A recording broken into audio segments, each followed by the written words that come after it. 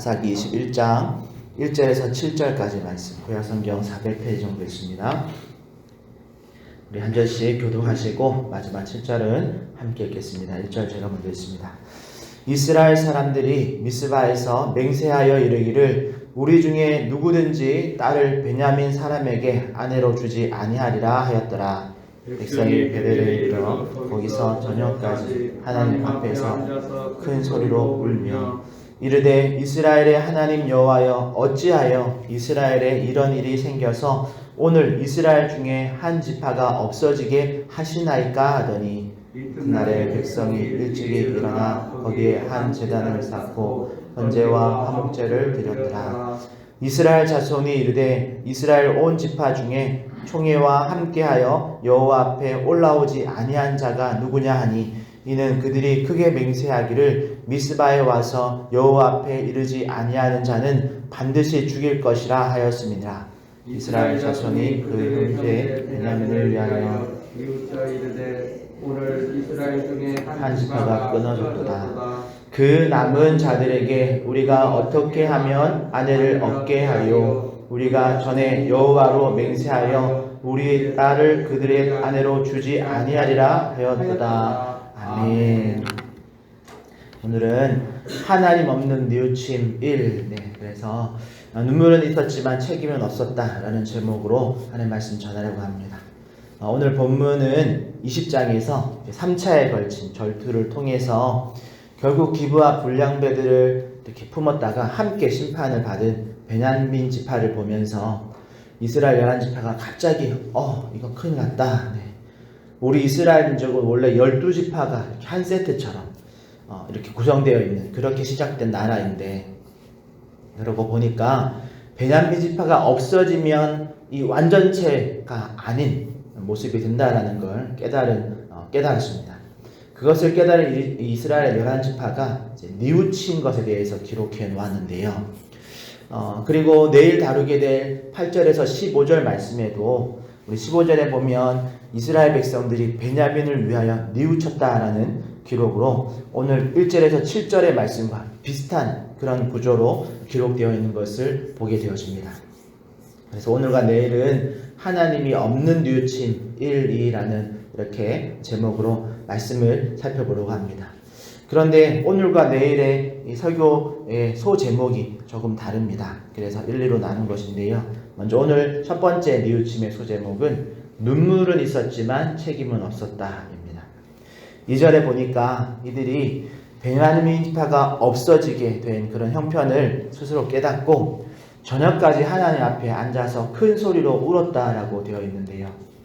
이상한 것은 그 울음의 책임, 비통한 그 마음, 어떤 사건에 대한 책임을 하나님께로 돌리고 있다라는 점이죠. 그럼 어떤 말씀인지 한 절씩 하나씩 조금 더 살펴보면, 여러분, 사람들은 보통 잘못을 하면 이렇게 말합니다. 제가 잘못했습니다. 그런데 그 이야기를 가만히 들어보면 이 말이 진짜 사과가 아닐 때가 있습니다. 예를 들면 이런 거죠. 제가 잘못했습니다. 그런데 그때의 상황이 어쩔 수가 없었습니다. 또는 내가 좀 심했습니다. 그런데 저 사람이 먼저 그래서 그렇게 한 겁니다. 이렇게 말할 때가 있더라는 거죠. 겉으로는 죄와 또 그런 실수를 인정하지만 실제로는 그 책임을 다른 사람에게 돌리고 있다는 거죠. 이런 걸 가짜 뉘우침이라고 합니다. 오늘 본문이 딱 그런 상황입니다. 2절에 보니까 백성들이 베델에 가서 저녁까지 하나님 앞에 앉아서 큰 소리로 울었습니다. 그리고 4절에는 이튿날에 백성들이 일찍 일어나서 거기에 한 제단을 쌓고 번제와 화목제를 드렸습니다. 그러니까 겉으로 보기에는 뭔가 회개한 것 같죠. 하나님과 뭔가 이렇게 해결한 것 같습니다. 그런데 하나님이 이걸 회개로 보지 않으셨습니다. 왜일까요? 그 이유는 1절에서 4절의 말씀에 보면 이들은 슬픔이라는 그런 감정은 느꼈지만 그 슬픔의 원인을 바르게 보지 못했기 때문에 그렇습니다. 원인을 바르게 못 보니까 바른 회개를 하지 않은 거죠. 여러분, 이들은 슬퍼했습니다. 자신들의 그런 비극, 우리 12지파 중에 한 지파가 이제 없어질 위기에 처했다는 그 비극을 인식을 했습니다. 그런데 왜 이런 일이 벌어졌는가라는 이 원인에 대한 질문을 정확하게 하지 않은 채 12 중에 그냥 하나가 없어지게 되었다라는 그 결과만 보고 슬퍼했다라는 거죠. 사실 이런 결과만 보고 슬퍼하는 신앙, 이게 얼마나 위험한지 아시나요? 이런 결과만 보고 슬퍼하는 신앙은 관계가 깨지면 슬퍼합니다. 또 실패하면 막 괴로워하기도 하고 문제가 생기면 그 문제로 인해서 눈물도 흘립니다. 그런데 그런 모든 과정에서 자기에게 있는 그 죄를 보지 않습니다.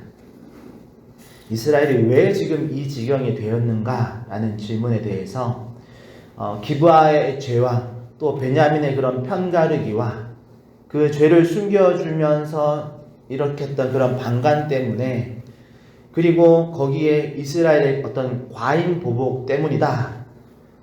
그리고 이 모든 것이 하나님이 없는 열심히 이룬 인간의 죄이다라는 것, 그것을 깨닫지 못한다라는 거죠. 그것을 인정하지 않는다라는 거죠. 그런 죄가 분명히 있음에도 불구하고 자신의 그런 이스라엘의 그런 죄, 자신들이 행한 어떤 실수, 이런 것들을 다 그냥 까맣게 지워버리고 모르는 척하고 그냥 결과만 붙들고 지금 슬퍼하고 있는 거지.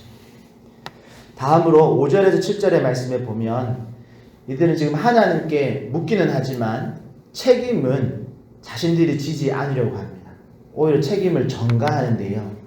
3절에 보니까 이르되 이스라엘의 하나님 여호와여, 어찌하여 이스라엘에 이런 일이 생겨서 오늘 이스라엘 중 한 지파가 없어지게 하시나이까? 라고 이렇게 딱 하나님이 뭔가 이스라엘 한 지파를 없애버린 것처럼 그렇게 책임을 지금 하나님께 돌리고 있는 거죠. 이건 지금 하나님께 질문하는 게 아니라 하나님께 책임 추궁을 하는 겁니다. 하나님이 왜 이렇게 하셨습니까? 이렇게 질문하는 거죠. 자기 책임을 하나님께 지금 돌리는 그런 신앙이죠. 아주 교묘한 그런 방법으로 하나님께 지금 책임을 묻고 있습니다. 겉으로는 하나님께 예배하고 겉으로는 하나님께 기도하는 것 같지만 실제로는 그 마음과 그 말 안에 있는 의도는 하나님에게 따지고 있는 겁니다. 하나님 왜 이렇게 하셨습니까? 그리고 이렇게 하나님께 책임 추궁을 하더니 하나님이 대꾸도 하지 않으시니까 5절에 보니까 이스라엘이 온 지파 중에서 지금 이 총회에 참석하지 아니한 자가 누구냐라고 이제 파악하기 시작합니다.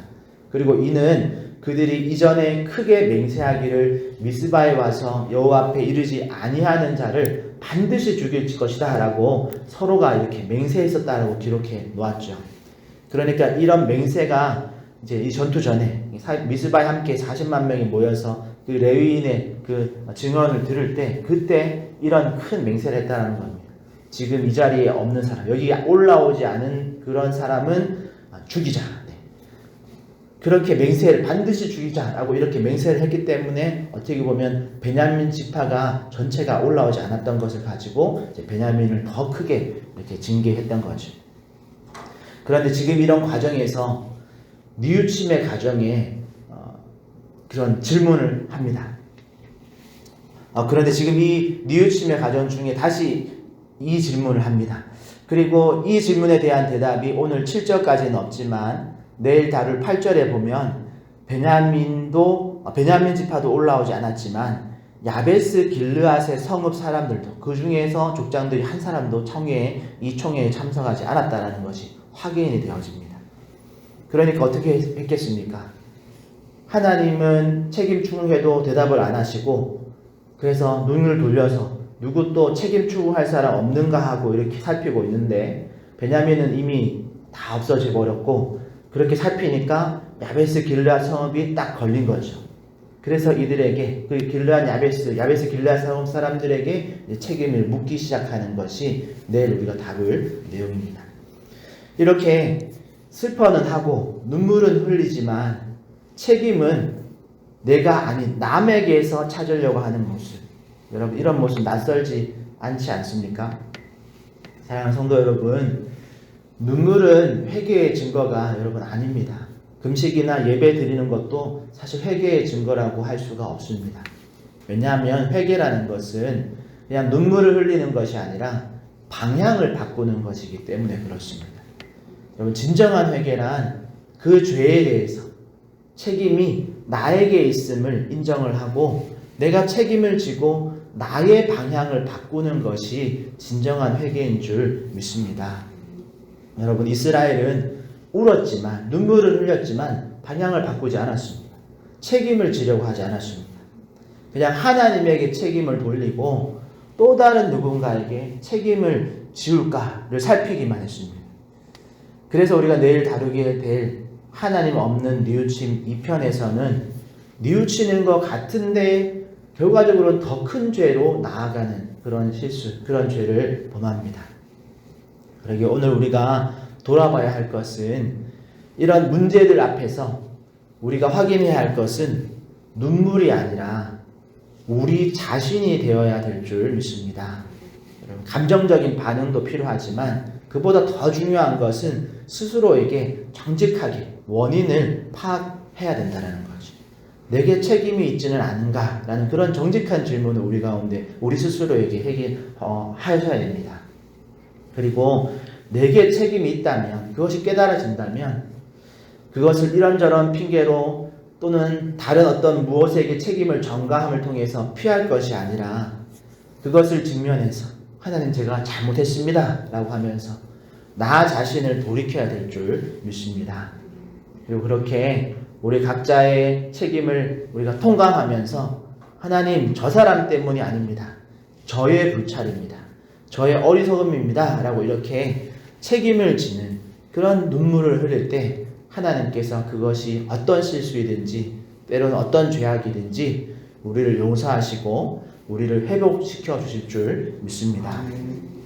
제가 여담이지만 하나님 왜 이렇게 하셨습니까? 하나님 나한테 왜 이러십니까? 이렇게 우리가 하나님께 책임 추궁하면서 기도하면 저의 경험으로는 하나님께 책임 추궁하면 하나님 보통 이렇게 대답하십니다. 그거 너 때문이야.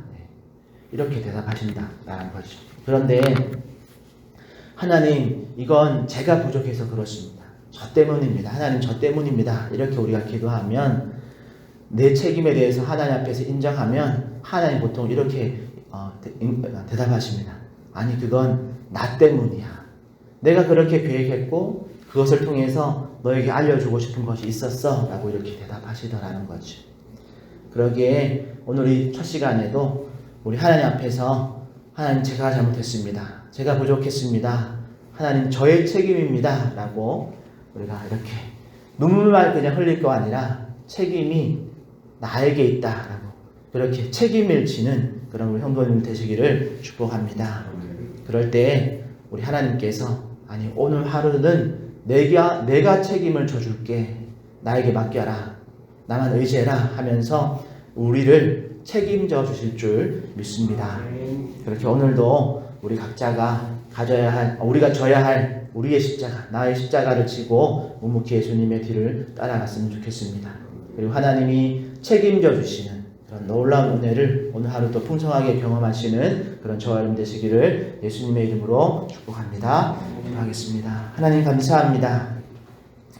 전쟁이 끝난 이후에 그 전쟁의 결과만을 보고 한 지파가 없어지게 된 상황을 확인하고 눈물은 흘리지만 책임은 자기들에게 없다라고 말하며 하나님께 그 책임을 묻고 또 다른 누군가에게 책임을 돌리기 위해서 주변을 살피는 이스라엘의 모습을 보면서 혹 우리의 모습 안에도 그렇게 눈물은 흘리지만 책임을 지지 않으려고 하는 모습이 있었다면 하나님 우리를 용서하여 주시옵소서. 하나님 돌아보면 여러 가지 많은 문제들이 교가적으로 나와 관계되어진 문제들이 나에게도 책임이 있음을 고백하게 하여 주시고 그렇게 나에게 있는 그 책임을 우리가 발견할 때 하나님 앞에 회개하며 하나님 제가 잘못했습니다. 저의 부족함입니다. 그렇게 주님 앞에 나갈 때 하나님께서 우리를 다시 회복시켜 주시고 또 하나님께서 우리의 문제를 책임져 주시는 그 놀라운 은혜와 그 놀라운 진리를 깨닫는 오늘 하루가 되게 하여 주시옵소서. 오늘 하루도 우리에게 맡겨진 사명들 끝까지 잘 감당하며 때로는 그 사명의 그 문제 결과 앞에서 우리의 책임을 주님 우리가 또 우리의 모습 앞에 우리의 모습을 하나님께 고백하며 주님을 온전하게 의지하는 우리 모든 성도들 되게 하여 주시옵소서. 감사하며 예수님의 이름으로 기도합니다. 아멘. 하늘에 계신 우리 아버지여 이름이 거룩히 여김을 받으시오며 나라의 임하옵시며 뜻이 하늘에서 이룬 것 같이 땅에서도 이루어지이다.